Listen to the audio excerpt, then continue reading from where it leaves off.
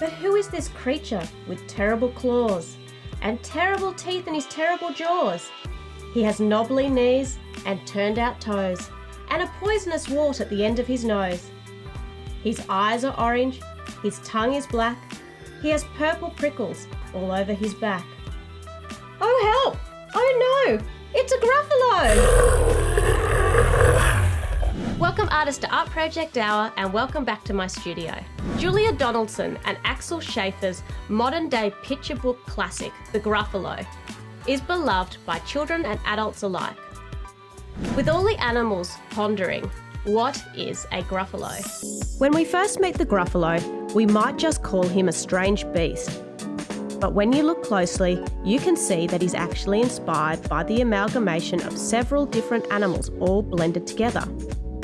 What animal parts can you see? In ancient Greek mythology, the Chimera is a fire-breathing female monster resembling the head and shoulders of a lion, a goat in the middle, and a dragon behind.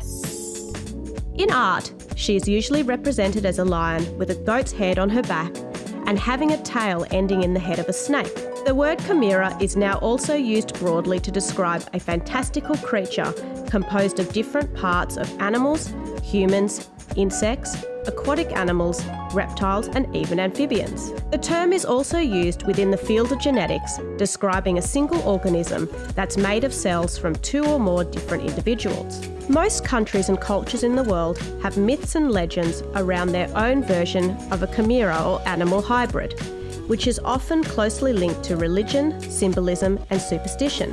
The fairy or nymph, a human-insect hybrid, and merpeople or mermaids, a blend of human and fish, both appear in stories and fairy tales from Europe, South America, Asia, and Africa. The Sphinx appears in both ancient Egypt and Greek mythology, with the monument of the Great Sphinx of Giza, Egypt, being one of the oldest and most famous sculptures in the world. When the British scientists first laid eyes on the platypus in the late 18th century, they thought the specimen that they were sent from the early explorers of Australia was an elaborate hoax.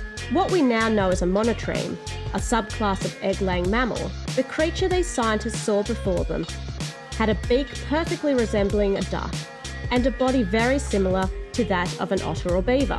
It took nearly a century to prove that the platypus laid eggs, with hunters nearly driving the platypus population to extinction. This came at a great frustration to the many Aboriginal people and tribes who had been aware of their breeding patterns and habitat for thousands of years. Whilst the platypus is not technically a chimera, there are many examples of real-life animal hybrid chimeras, including the zonkey, the result of a donkey breeding with a zebra, a liger, a combination of a lion and a tiger, and a geek, the baby of a goat and sheep parents.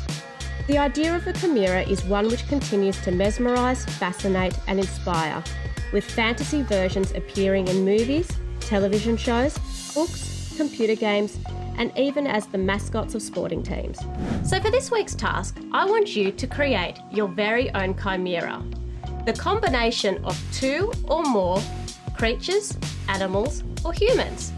You can use any medium you like: collage, drawing, painting, sculpture, or even a digital work.